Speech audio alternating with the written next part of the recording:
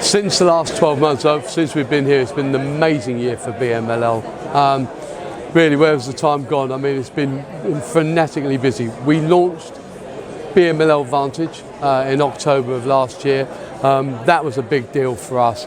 A fantastic visual product bringing to life the power of our underlying lab. So we're really proud of that. At the same time, actually, we completed our Series B funding. Enormously proud of that through quite a testing time to be raising finances last year.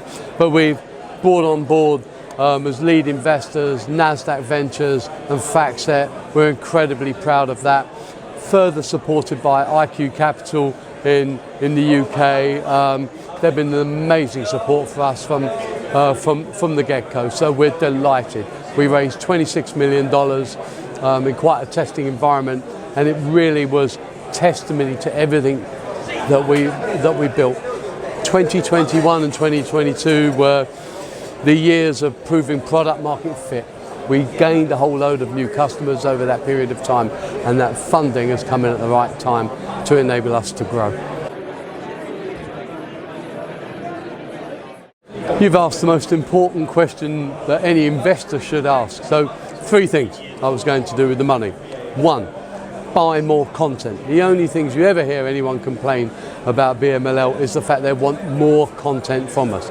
We have rich coverage in Europe, we have rich coverage in North America. They want Asian markets, they want South African markets, they want more futures markets. So that financing enables me to go out and buy that data. And we do buy it because we are the vendor of record. My clients don't have the headache of licensing with exchanges to get their hands on the data.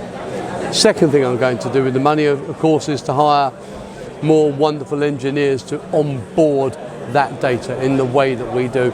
To my knowledge, we're the only market data vendor that builds a parser for each individual venue. We are a historic data specialist, first and foremost. So the way we onboard data and present it is proprietary to us.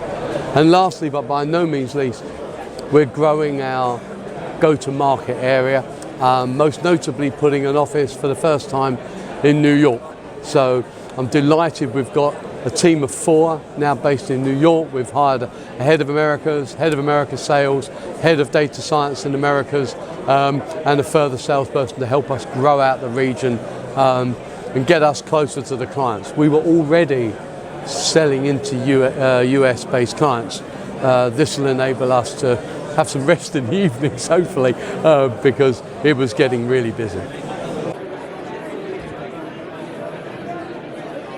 Very proud of what's going on with our coverage. If you remember this time last year, we'd only just launched our futures product with all of ICE, all of CME, all of Eurex across every asset class at full depth in one harmonized format. This year we're set to add Hong Kong futures and to add other futures markets to our futures offering. On equities, so we've completed our coverage in Europe and in the US. Now we've added all of Japan. So we've got all 3 Japanese venues. We announced that at the end of Q1. Singapore equities, we added that at the same time. As we go through the year, there's another 20, nearly 25 venues to be added this year across North America, across the rest of Asia and some other areas. Oh, and we also added both the South African markets too, which clients are certainly growing and using that data, which is fantastic for us. We set out to be what we call golden in the asset classes we're in. We want global coverage of equities, ETFs and the futures markets. We get asked all the time when we will go into other asset classes. It will come, but we set out to be golden in the asset classes we're in, and that we're completing that mission. Well, first and foremost, across the industry, and you can see it today, this industry is getting more sophisticated by the day. Customers are asking for more granular levels of insights. They're looking to derive those insights, and there's frankly an arms race for quantitative talent across the industry. We're happy to fuel that. We're happy to give the products to our customers to enable them to get that insight. So further developments on our visual product BMLL Vantage different views, different analytics, all from customer feedback that they're asking. Wouldn't it be great if it could do this? Can it show me how to do that? I'm looking to do the following. We take all that on board and build it into the product.